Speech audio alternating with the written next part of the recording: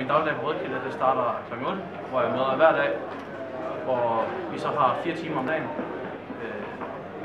Hver time er en time kvarter, og så frem til onsdag, hvor vi har til halv 4, hvor man så har et friminut i 3. time. Det har alle klasser, hvor man så får fri for timen, og så er der frivillig idræt og volleyball og fodbold, man kan vælge at gå til i stedet. Min dagligdag den er egentlig ikke så hektisk, men har masser af tid til sig selv også her på Rødkilde, selvom mange siger, at man har mange lektier og mange afleveringer og sådan noget. Men altså lektierne, der bestemmer du selv, hvor meget du vil gå i det, og hvor meget forberedt du vil være til tingene. Det er mere afleveringer, der skal laves, og det er dem, du skal bruge mest tid på.